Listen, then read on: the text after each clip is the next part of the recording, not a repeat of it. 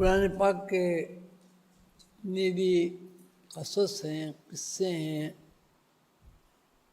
یا قرآن پاک میں جو حکمتیں بیان ہوئی ہیں، ان کے بارے میں خود اللہ تعالیٰ نے قرآن پاک میں ایک دفعے سے زیادہ وضاحت فرمائی ہے کہ ہم جو بات سمجھاتے ہیں، بیان کرتے ہیں، ایک تو وہ شعوری استطاعت کے مطابق ہوتی ہے، اور دوسرے یہ کہ ہم ان کو مثالوں سے بیان کرتے ہیں تاکہ مثالوں سے لوگ آسانی کے ساتھ بات کو سمجھ سکیں۔ وَيَضْرِبُ اللَّهُ لِلنَّاسِ أَمْثَالَ، کہ ہم مثالیں دے دے کر لوگوں کو اپنی باتوں کی وضاحت سے آگاہ فرماتے ہیں۔ قرآن پاک کا سیاق و سباق، قرآن پاک کا اسلوب بیان پر جب آپ غور کریں گے تو ایک بات اس میں لوگ کہتے ہیں کہ قرآن میں ریپیٹیشن بہت ہے، ریپیٹیشن ہے۔ ریپیٹیشن سے مراد جو لفظ ریپیٹیشن کا بولا جاتا ہے وہ معنی اور مفہوم کے اعتبار سے کمزور ہے اور ناقص ہے۔ ریپیٹیشن کا مطلب یہ ہے کہ وہ یہ کہتے ہیں کہ ایک ہی بات کو بار بار بیان کیا گیا ہے،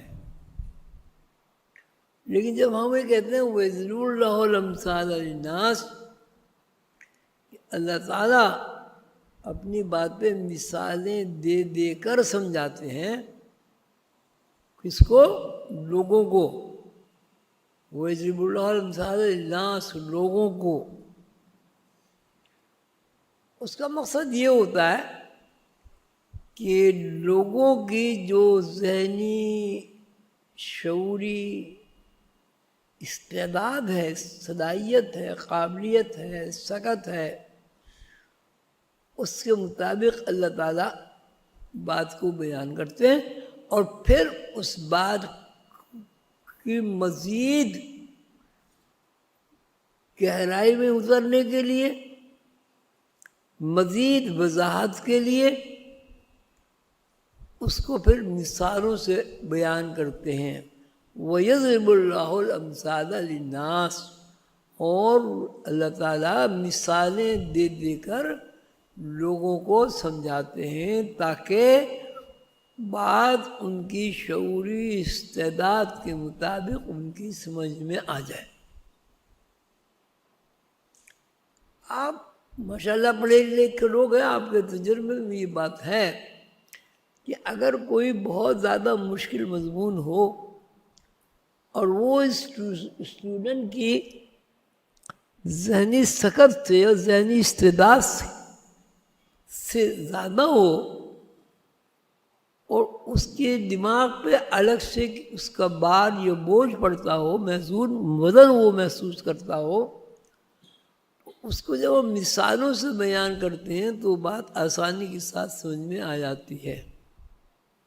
اسی طرح عقیدہ، سوریے، دوسرے حساب کتاب، اس میں آپ نے دیکھا ہوگا کہ مثالیں دے کر کسی چیز کو جب بیان کیا جاتا ہے وہ باتیں بڑی آسانی سے ذہن نشین ہو جاتی ہیں۔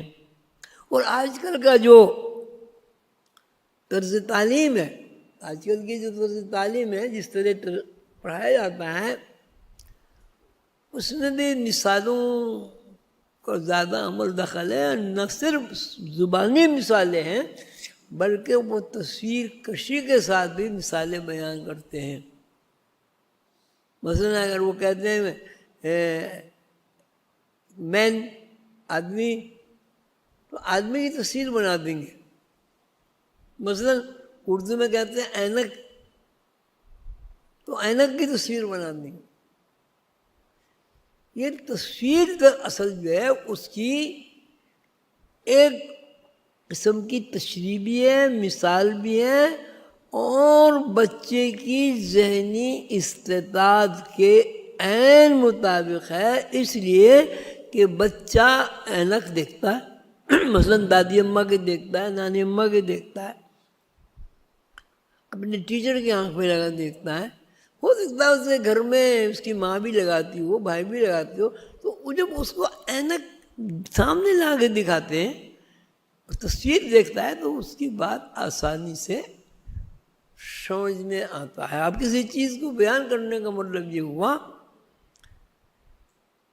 کہ جب اس چیزوں کو مختلف مثالوں سے، مختلف طریقوں سے، مختلف تصویروں سے اگر بچے کو سمجھائی جائے، بیان کی جائے، تو وہ بات آسانی سمجھ میں آ جائے گی اور بچے کے ذہن نشین جلدی ہو جائے گی.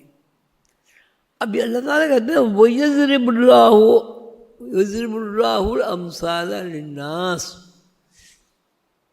کہ فی الواقع کیا چیز ہے، اس کا پورا علم کیا ہے، اس کے بارے میں تو وہ ایک کلیہ قائم کر لیجئے کہ کلیہ علم کا علم کیا ہے، اس کے بارے میں اللہ کے علاوہ کوئی نہیں جانتا.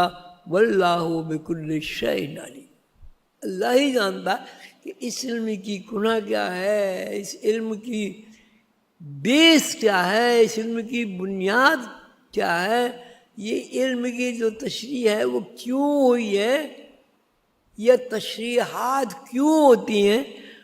واللہ بکل شیء علیم، اس کا پورا علم کسی بندے کو کبھی حاصل نہیں ہو سکتا. الا انہ بکل شیء محیط، پورا علم، کسی چیز کا مکمل علم. اگر کوئی ہستی علم کا احاطہ کرتی وہ اللہ ہوتا ہے. واللہ بکل شیء محیط. اب یہ جو حضرت سلیمان علیہ السلام کے قصے میں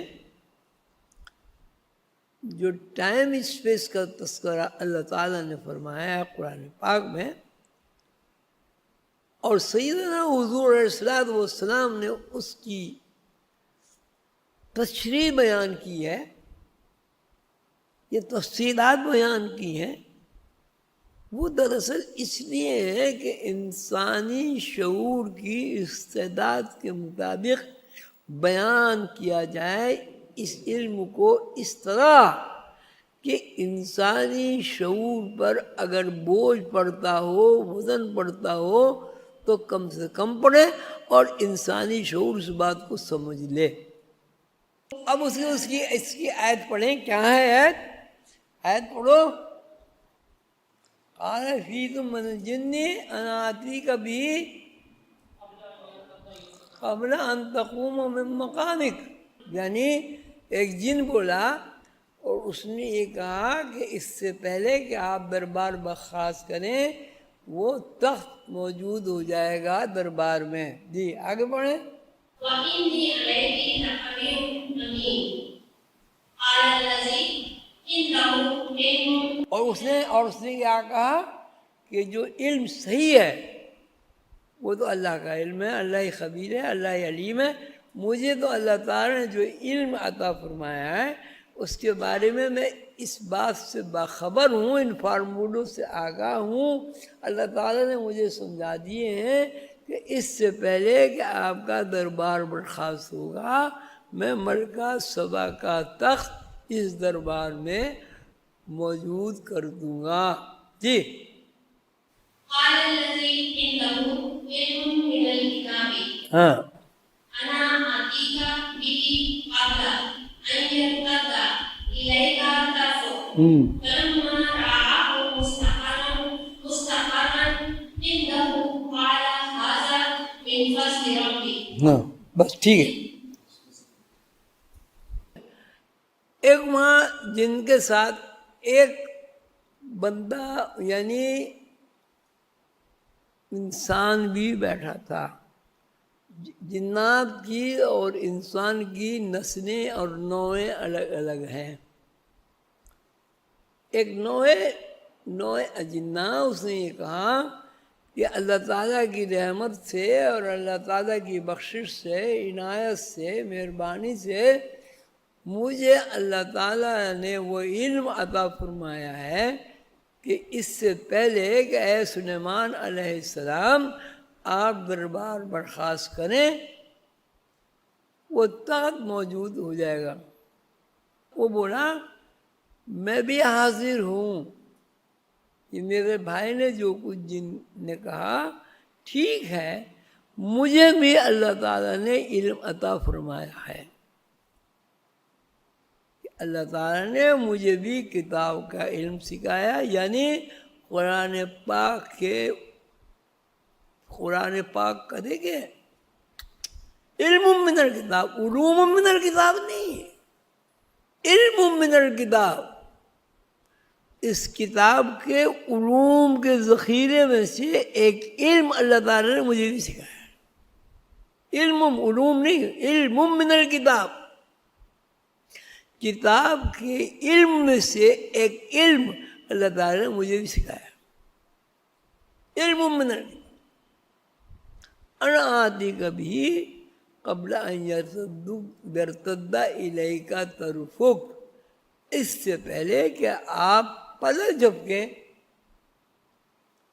تخت موجود رہے گا. حضرت سلیمان علیہ السلام نے جنات کی بات سنی اور انسان کی بات سنی. ابھی انہوں نے نہ ہاں کہا، نہ کہا، نہ یہ کہا ٹھیک ہے. اس سے پہلے وہ کوئی فرماتے کہ ہاں تو خط وہاں موجود ہو گیا. بھی جیسے اس بندے نے ارادہ کیا، انما امرہ اذا اراد شیئا ان یقول له کن فیکون. جب اللہ تعالیٰ کسی بندے کو علم عطا فرما دیتے ہیں، اب بندے کا اس میں کوئی وصف نہیں، اللہ کا وصف ہے، تو وہ بندہ جو کچھ کہتا ہے وہ لوح محفوظ کے نقش ہو جاتا ہے اور اس کی فوراً تعمیل ہو جاتی ہے.